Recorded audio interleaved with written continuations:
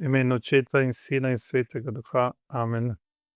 Spoštovani pater, dragi verniki, danes praznujemo praznik katedre svetega Petra, njegovega škofovskega prestola. Torej, spominjamo se verske resnice, da je ravno njega Jezus postavil za svojega zemeljskega namestnika, za glavo svoje zemeljske cerkve.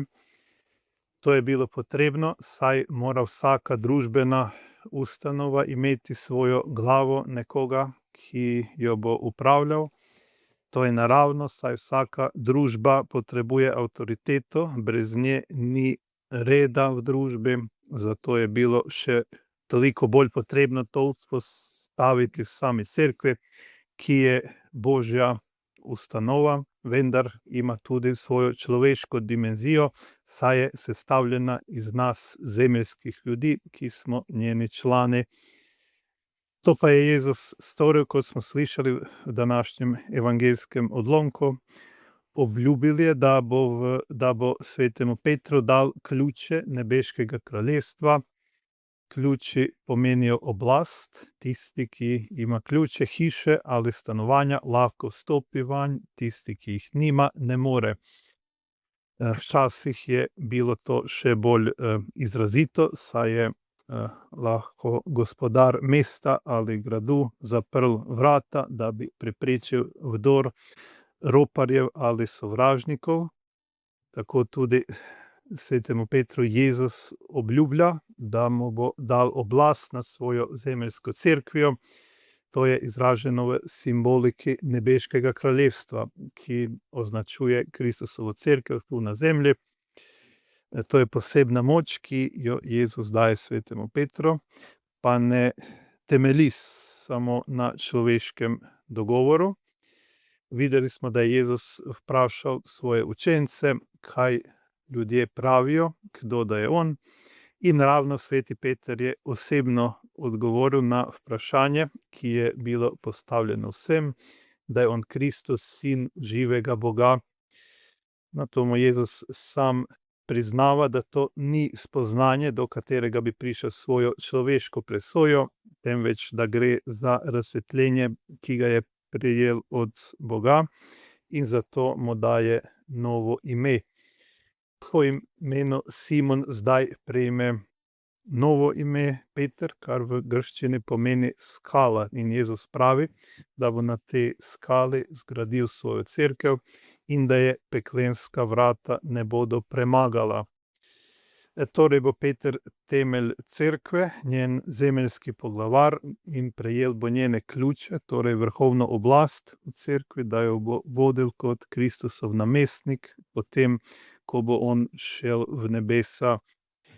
In kdaj se je ta Jezusova obljuba izpolnila? Tukaj je Petru le obljubil, da mu bo dal ključe nebeškega kraljestva, kar je izpolnil po svojem vstajenju.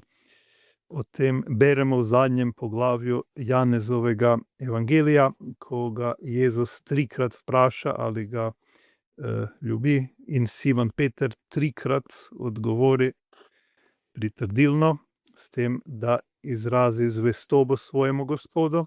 Vemo, da ga je Peter trikrat zatajil, ko je bil Jezus zasliševan in sojen, zdaj pa mu potrjuje svojo zvestobo in v znak tega mu Gospod daje oblast, da vodi cerkev kot njegov namestnik.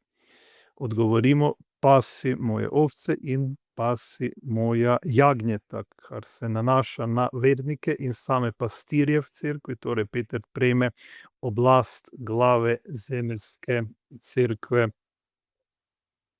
Nauko primata svetega Petra je ključna razlika med katoliško cerkvijo in nekaterimi drugimi skupnostmi, ki to zavračajo in trdijo, da v cerkvi ne more biti vrhovne avtoritete, temveč da so vsi apostoli imeli enako avtoriteto in so upravljali cerkev kolegialno.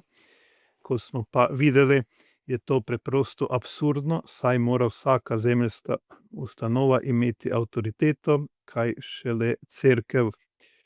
V Gospodovi molitvi pravimo: zgodi se tvoja volja, kakor v nebesih, tako na zemlji. če je nebeški red jasno hierarhično urejen, ker Bog sedi na svojem prestolu kot kralj in gospodar, podložni pa so mu angeli in svetniki, mora tudi cerkev na zemlji imeti hierarhični red, v katerem mora obstajati vrhovna avtoriteta. To vidimo že v Stari zavezi, kjer je Bog postavil Mojzesa, da izpelje ljudstvo iz egiptovske sužnosti in ga vodi v obljubljeno deželo. Ljudstvo se je zaradi tega včasih upiralo, saj so si drugi želeli zavzeti položaj avtoritete, potem pa je Bog to kaznoval. Ko je Mojzes umrl, je njegovo vlogo prevzel Jozue, ki je ljudstvo pripeljal v obljubljeno deželo. Tako evangeliji na mnogih mestih pričajo o tej Petrovi vlogi apostolskega prvaka. Njegovo ime se v evangelijih omenja največkrat, več od vseh drugih Jezusovih učencev skupaj. Večkrat se o apostolih govori kot o Petru in učencih, in Peter je večkrat izpostavljen kot njihov predstavnik. Na primer, ko Jezus plačuje davek zase in zanj. Ob Jezusovem stajenju vidimo, kako Janez pride prvi do groba, vendar ne vstopi vanj, temveč počaka Petra, da vstopi on prvi. Nato po binkoštih sveti Peter vodi prvo cerkev, on napravi prvo pridigo, stori prvi čudež, sprejme prve spreobrnjence v cerkev.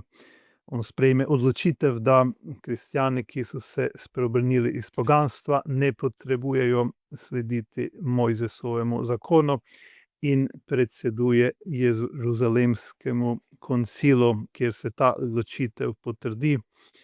Iz vsega tega jasno prepoznavamo, da Peter resnično opravlja vlogo prvaka apostolov.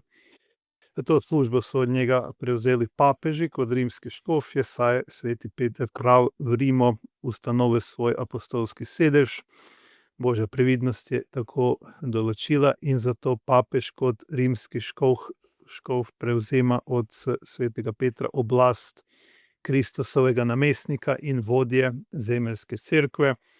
Prejme vrhovno oblast za upravljanje, poučevanje in posvečevanje v cerkvi.